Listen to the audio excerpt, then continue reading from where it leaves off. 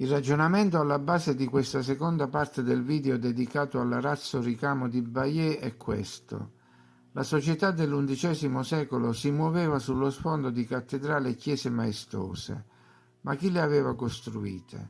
C'erano i giganti nella società del tempo? Quale modo migliore di trovare riscontri se non esaminare da vicino l'arazzo, che mostra proprio insieme di persone che interagiscono, nella fattispecie un esercito, composto da elementi di ogni estrazione sociale. Gli eserciti si avvalgono spesso di corpi scelti, formati dai soldati più forti e imponenti. Lo hanno fatto i prussiani, altrove vediamo giganti in divisa, anche i granatieri di Sardegna.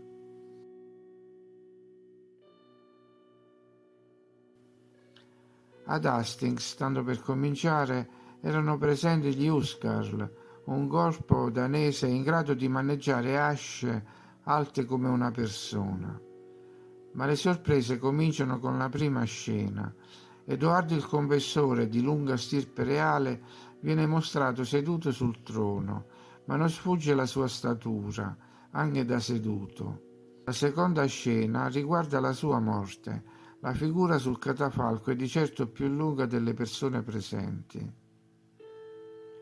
Vediamo ora qualche scena di soldati. Ce n'è una in particolare che vorrei sottolineare, quella dell'arciere che si unisce alla fanteria. Esaurito il suo compito primario, quello di scagliare frecce da lontano all'inizio del combattimento, decide di partecipare allo scontro diretto, ancora armato di arco, sentendosi protetto dai miliziani giganti intorno a lui. Questi hanno quasi il doppio della sua altezza. Gli autori del ricamo non hanno potuto fare a meno, per amore della cronaca, di evidenziare il particolare. Passiamo alla costruzione delle navi, la flotta di Guglielmo. Vengono impiegati gli uomini più forti. Addirittura uno viene ritratto con una gamba dentro lo scafo e un'altra fuori. Al contrario di altri falegnami che sono ritratti completamente all'interno dell'imbarcazione.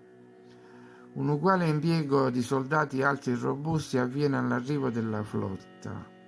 Si calano in acque profonde, lo si vede dalle linee di livellatura disegnate, e a piedi e cosce scoperte trasportano le ancore per legare le navi.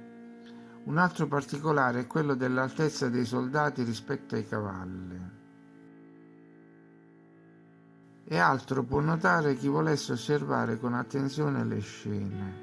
In conclusione, il mio pensiero va a quei professori di Oxford e Cambridge che si muovono fra università e cattedrali con architetture impossibili e con portoni altissimi e che hanno riempito biblioteche coi loro libri su Hastings e Bayeux, ma non si sono mai posti il problema. Oppure se lo sono posto ma non ne hanno parlato, il che è ancora peggio.